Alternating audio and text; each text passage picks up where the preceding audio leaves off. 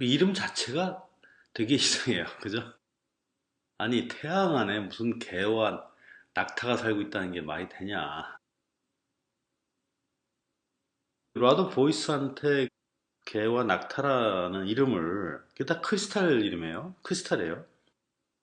이걸 왜 개라고 그랬고, 왜 카멜이라고 그랬고, 왜 센터라고 했느냐. 그 이유를 듣지 못했대요. 라도. 모든 별들, 그러니까 자체 발광을 하는 뉴클리어 퓨전이죠. 핵융합이 벌어지고 있는 별들, 그것으로부터는 이제 뉴트리노가 생산이 되잖아요. 우린 그 영향을 받고 있고, 우린 태양으로부터 70%의 뉴트리노를 받고, 나머지 30%는 태양계 밖에 있는 우주로부터 뉴트리노를 지속적으로 받고 있죠. 우리 안에 있는 크리스탈들, 그것이 뉴트리노를 여과하잖아요. 여과하는 역할을 하죠. 태양 안에는 이게 세 개의 크리스탈인데, 센터도 크리스탈이고, 개도 크리스탈이고, 카멜도 크리스탈이에요. 근데 역할들이 다 있는 겁니다. 태양을 만들고, 태양을 유지하고, 또 정보를 필터링하는, 여과하는 역할이 센터입니다. 그리고 뉴트리노를 만드는 일을 하는 거는 개예요. 그래서 센터의 역할은 태양 자체를 만들었고, 유지하고, 또 정보를 필터링하는. 그럼 그 뉴트리노는 누가 만드냐? 그건 개가 만들어요. 뉴트리노 스트링이라고 그러죠. 그 스트링을 만드는 핵융합 자체를 하게 하는 것은 개의 역할입니다. 낙타의 역할은 뭐냐? 낙타의 역할이 참 굉장히 의미심장합니다. 이 낙타는 계속 움직이고 있습니다. 태양에서 계속 움직이고 있어요. 그 센터를 중심으로 해서 낙타가 센터 주위를 돌고 있어요. 근데 88일 걸려서 한 바퀴를 완성합니다. 태양계는 태양으로부터 나오는 뉴트리노에 의해서 계속 정보를 받죠. 그리고 행성들을 통과해서 또 우리한테도 오잖아요.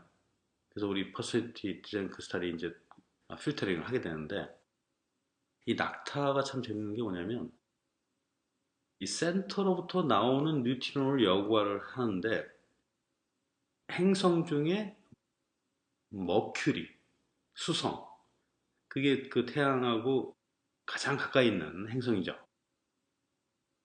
수성하고 센터가 있으면 그 가운데 낙타가 딱 가로막고서 똑같이 수성하고 똑같이 도는 겁니다.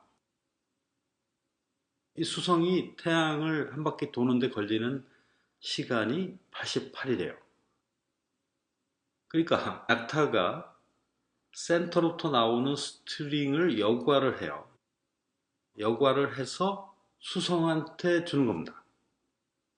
그러니까 낙타 역할은 굉장히 특정적인 일을 하고 있는 겁니다.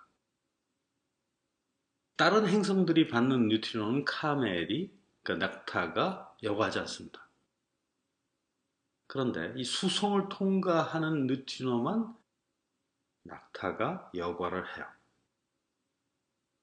이게 참 재밌어서 왜 그럴까? 왜 수성만 낙타가 중간에서 여과를 한 정보를 보낼까? 뉴트론을 보낼까?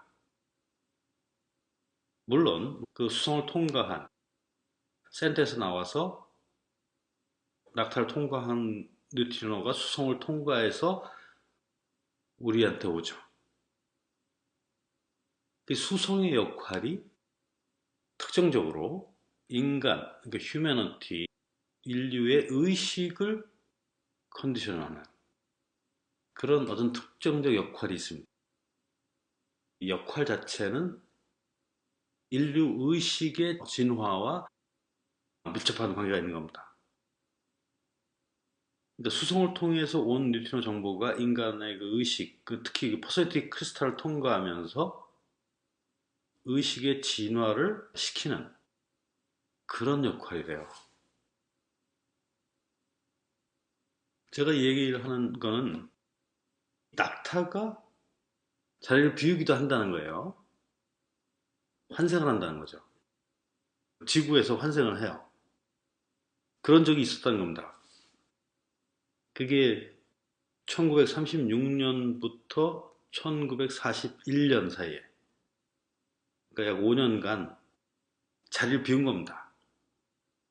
다시 말해서 개가 만든 스트링을 센터가 여과를 하고 그 여과에서 나온 것을 낙타가 필터링을 해서 수성한테 보내야 되는데 낙타가 자리를 비운 겁니다. 5년 동안. 그래서 그 5년간 센터에서 나온 뉴트리노 흐름이 수성으로 직접 낙타의 중간 여과가 없이 직접 수성으로 와서 우리한테 온 거죠. 그래서 인간의 의식의 크리스탈, 퍼스널리티 크리스탈, 그거를 프로그래밍 하는 데에 문제가 생겼던 거예요.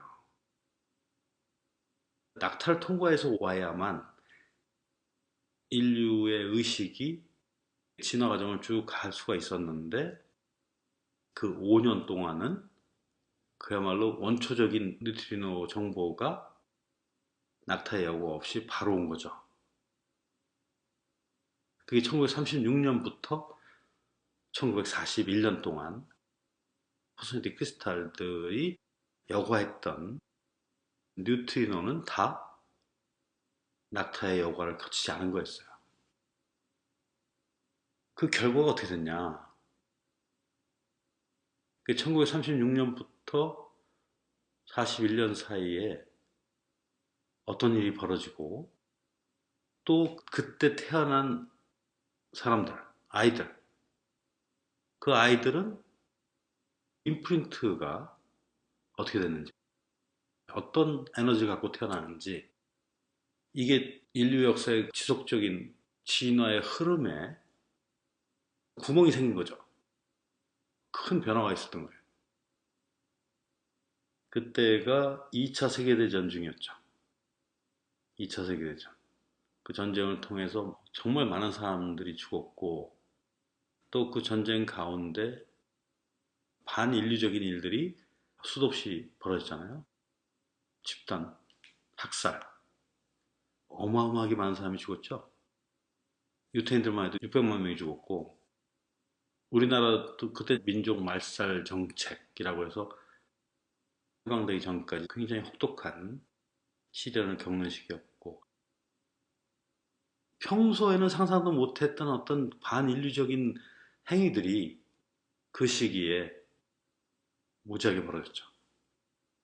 그러니까 그게 그냥 우연히 그렇게 된 게 아니라 낙타가 중간에서 필터링을 해줘야 되는데 그 역할을 안 할 때 어떤 일이 벌어지는지,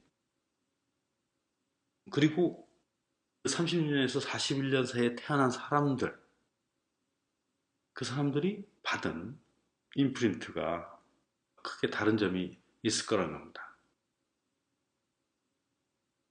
2027년 이후에 이제 태어나기 시작하는 진정한 의미의 나인 센터 존재, 레이브들, 이 아이들을 누가 낳을 것인가에 대한 힌트가 있는데, 그게 뭐냐면 그 1936년부터 41년 사이에 태어난 사람들의 후손, 그 후손이 2027년 이후에 레이브 아이들을 낳을 것이다 라는 그런 정보가 있습니다. 그 후손들 모두가 레이브를 낳는다는 의미가 아니라 그 가운데 레이브를 낳을 확률이 있다는 거죠.